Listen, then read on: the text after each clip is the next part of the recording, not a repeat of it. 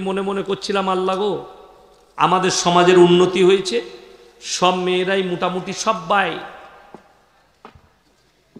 ঠিক না। তারপরে দেখছি হিন্দুদের মেয়েরাও মুখে কাপড় বাঁধছে।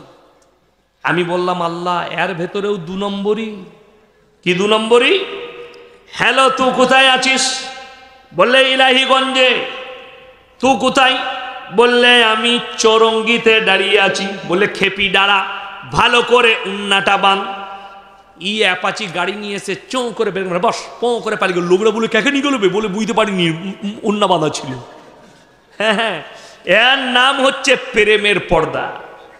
আর কোরআন বলছে ওয়াদরিব খুমুরিহিন্না আলা জুনুবিহিন, হে নারী তুমি পর্দা নির্ধারিত করো, তোমরা কোনোদিন ধর্ষিতা লাঞ্ছিত হবে না। এরপর পর্দা বুঝাবো। এই যে স্টেজে বসে আছি আমরা, আমাদের প্যাট পিট কেউ দেখতে পাচ্ছেন? কিছু কথা বলে না না। এই দেখেন, এত গরম তাও ভেতরে গেঞ্জি পরে আছে। এটা অল টাইম পরি, শীত কি গ্রীষ্ম। আপনারা যারা বসে আছে, আমিও কিন্তু আপনাদের শরীর কারো দেখতে পাইনি। কিন্তু দুঃখ কি জানেন? আপনি ফজরের নামাজ পড়েছেন, নিজেকে মুমিন বলছেন, গাড়িতে বাইকে করে বউকে নিয়ে মেদিনীপুর টাউনে কাজ আছে যাবেন, পেছনে বউ বসে আছে, আপনার শরীরটা গোটাই ঢাকা, হাত পর্যন্ত জামা, শরীর ঢাকা, পা পর্যন্ত প্যান্ট, কিন্তু পেছনে বউ বসে আছে, বউয়ের পেটু বেরিয়ে আছে, পিঠু বেরিয়ে আছে। ঠিক বললাম না ভুল বললাম? তুমি নিজেকে মুমিন কি করে বলো? আচ্ছা আপনারা বলুন, প্রত্যেকটা নারীর জন্য পর্দা করা ফরজ না ফরজ নয়? কথা বলেন, ফরজ। আল্লাহ নবীর হাদিস, যেদিন থেকে পর্দা ফরজ হয়েছে, নবীজি সাল্লাল্লাহু আলাইহি সাল্লামের একটা বিবি হুজরাখানা থেকে নোকটা পর্যন্ত বার করেনি। জোরে বলুন সুবহানাল্লাহ। পর্দা ফরজ বললেন, এটা তো হলো না, আর একটা ডোজ দিয়ে যায়, মারাত্মক ডোজ এটা। আমি আর ইনি ধরলেন অন্তরের বন্ধু। কিসের বন্ধু বললাম? আচ্ছা, অন্তরের বন্ধু হলে ইয়ার কি হয় না? হয় না? ইয়ার কি হয় না? মজাক হয় না? মজাক হয়। বিসমিল্লাহ, আলহামদুলিল্লাহ, মজাক হয়। ইনাকে আমি মজাক করে, আমার বন্ধুকে আমি বলছি মজাক করে, ভাই তোমার বইয়ের ব্লাউজের সাইজ কত? আচ্ছা, বন্ধুত্ব থাকবে না শেষ হবে? এ উত্তর দিবেন আমার কথা। শেষ হবে না থাকবে? শেষ হবে। আপনার বন্ধু আপনাকে শুধুমাত্র এতটুকু বলেছে, তোর বইয়ের ব্লাউজের সাইজ কত? আপনি বন্ধুত্ব ছিন্ন করলেন, আপনি কষ্ট পেলেন। লজ্জাটা কোথায় হওয়া দরকার জানেন আপনার? এই জায়গায় লয়। বন্ধু তো মুখে জিজ্ঞেস করেছে তোমাকে, আর তোমার বউকে বাজারে ঠেলে দিয়েছো, কাপড়ের দোকানে একটা পর পুরুষ বসে আছে, আর তোমার বিবি গিয়ে বলছে দাদা আমার একটা 32 সাইজের ব্লাউজ বার করো, তখন তোকে লজ্জা লাগে না? কথাটা বুঝাতে পারলাম? কথাটা বুঝাতে পারলাম? গুদা বাংলায় বায়ান করছি আমি, শুদ্ধ বাংলায় নয়।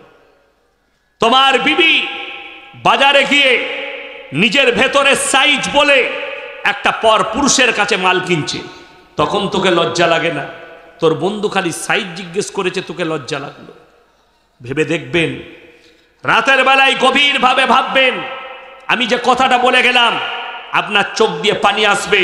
তোমার বিবিকে বাজারে ঠেলার কারণে তুমি কিয়ামতের দিনে তোমার নামাজ ফাঁকা হয়ে গিয়ে তুমি আটকিয়ে যাবে।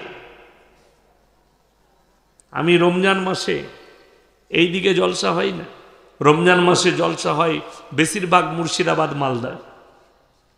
আমার বহরমপুরে একটা জলসা ছিল, তো আমার বন্ধু মানুষ, ভালো বক্তা মুফতি জার্জিস হোসেন কাসমি, বেলডাঙ্গা জালিলিয়া মাদ্রাসার প্রধান শিক্ষক এবং মুহাদ্দিস। আমি বললাম ভাই আপনার মাদ্রাসায় ইফতারি করব, বলে চলে আসুন। ইফতারি করলাম। আমি বললাম ভাই বাড়ির জন্য কাপড় জামা কিনা হয়নি, কোথায় কিনবো? বললে আরে চিন্তা নাই, সব থেকে বড় দোকান চলে যান। নাম করলো, আমি গেলাম, দোকানের সামনে গাড়ি রাখলাম। দোকানে যখন ঢুকলাম, ঢুকেই দেখছি সব খালা, আমি একা খালি খালু। আমি তো ভয় খেয়ে গেছি।